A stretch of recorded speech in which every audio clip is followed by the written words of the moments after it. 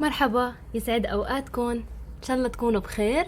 اليوم رح نحضر اطيب طبق ماك اند تشيز محضر بالبيت بطريقة كتير سهلة وطيبة، ورح اعلمكم طريقة كيف رح تشط معكم الجبنة مثل ما شايفين. ريحتها بتشهي، رح نتعلمها سوا ورح اعلمكم اسرارها مثل يلي بيعملوها بالمطاعم. يلا خلينا نبلش. اول خطوة رح نسلق المعكرونة. انا عندي هون معكرونة بهيدا الشكل، بتلبق كتير على الماك اند تشيز، بس طبعا اذا ما عندكم اياها فيكم تستعملوا اي شكل معكرونة انتو عندكم اياه، ما في اي مشكلة. رح احط هالمعكرونة بالمي المغلية، ورح احط فوقها معلقة صغيرة من الملح بهيدا الشكل. ضروري نملح المي تعطينا نكهة طيبة. هلا كل اللي رح اعمله انه رح حركها شوي صغيرة بهيدا الشكل، ورح اتركها تنسلق. ما بدنا نسلقها على الاخر، بدنا نخلي فيها مضغة صغيرة لانه رح نرجع نقلبها مع الصوص منشان ما تفرفت معنا. المعكرونة عندي استوت وصفيتها، هيها صارت جاهزة عنا بهيدا الشكل. هلا كل اللي راح اعمله رح رش فوقها رشة زيت زيتون، رشة صغيرة، وراح اقلب بس كرمال هالمعكرونة ما تلزق معنا على بعضها، لانه رح نحطها على جنب نتفة صغيرة ونبلش نحضر الصوص سوا.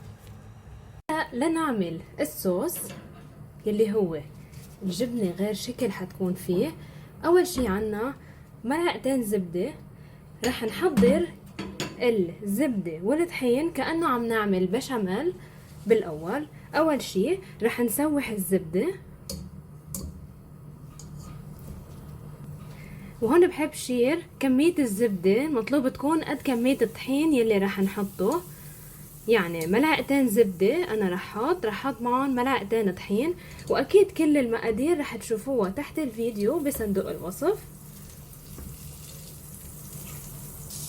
من بعد ما دوبنا الزبدة كتير منيح رح نضيف عليها الطحين، ورح نقلب هالطحين. ما رح نطول كتير بالطحين على النار، بس مجرد انه يمسكوا بعض ويبلشوا يفقفقوا عنا مثل ما شايفين بهيدا الشكل،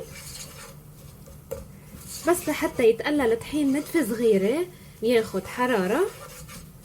هلا رح بلش ضيف كوبين من الحليب، رح ضيفهم تدريجيا لحتى ما يضل عنا اي تكتلات.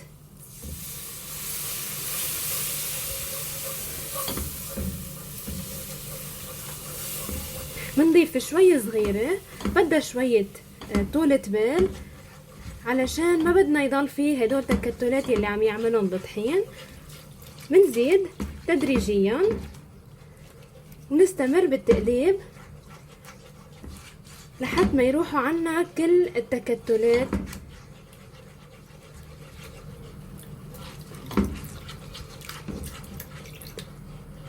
بنقلب بهيدا الشكل. هلا بنزيد، واذا لاحظتوا انه بقي عندكم تكتلات من بعد ما استمريتوا بالتحريك، فيكم بكل بساطة بالهاند بلندر تعملون شوي وبصير عندكم القوام ناعم، ما تعتلوا هم. واذا ما انكم مستعجلين عليها فيكم بكل بساطة بالاستمرار بالتحريك رح يروحوا كل التكتلات. هيك بكون خلصت كل كمية الحليب. رح استمر بالتقليب لحد ما يروحوا كل هالتكتلات ويبلش الخليط عنا يغلي. هلا مع الاستمرار بالتحريك حيبلش يغلي عنا الخليط. عندي هون شوية توابل، عندي رشة ملح ما منكتر، تطلع قليلة ملح احسن ما تطلع كتيرة، وعندي هون فلفل اسود حلو، توم بودرة، وعندي هون شوية بابريكا كمان رح حطهم تعطي نكهة كتير طيبة. وبنستمر بالتحريك لحد ما يبلش مثل ما شايفين بلش الخليط عنا يغلي. بنقلب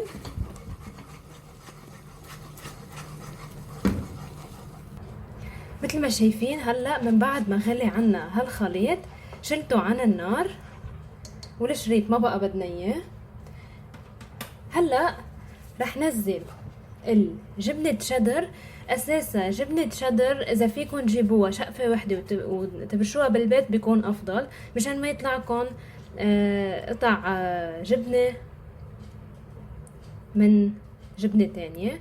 هلا اهم شيء اهم خطوة انكم تنزلوا الجبنة بس ما تكون الصوص اللي عملناه على النار. بمجرد بحرارة الطنجرة رح تسوح كل هالجبنة. هلا بنقلب كتير منيح بهيدا الشكل.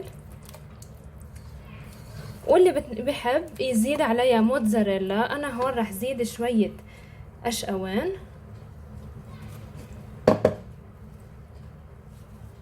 كمان بنستمر بالتقليب ومثل ما شايفين راح تسوح كل هالجبنة ورح نستمر بالتقليب.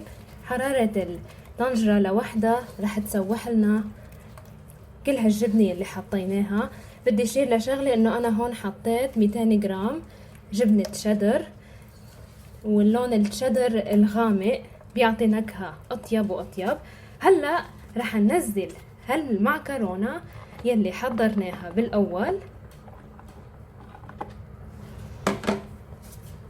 ورح نقلب. ما بخبركن الريحة قديه طالعة بتشهي.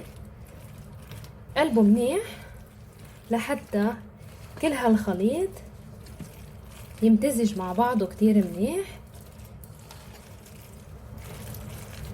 كتير بنصحكن جربوا هالنوع من المعكرونة ولادكن رح يحبوها كتير.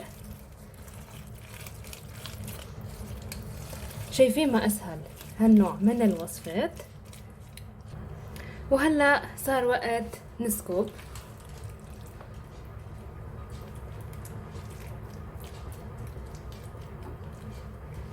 كتير بتشهي تتقدم بهاي الطريقة. قدمنا لكم اليوم ماك اند تشيز بطريقة كتير سهلة ومحضرة بالبيت ولا اطيب من هيك. بتمنى تكونوا حبيتوا وصفتنا لليوم ماك اند تشيز على طريقتي الخاصة. هيك بتكون وصفتنا لليوم خلصت. ماك اند تشيز بطريقة كتير سهلة. بتمنى اذا حبيتوا الفيديو لليوم تعملوا سبسكرايب ولايك واذا عندكم اي تعليق بهمني اعرفه بكومنت وانا بشوفكم بوصفة بعد اطيب واطيب. ميرسي.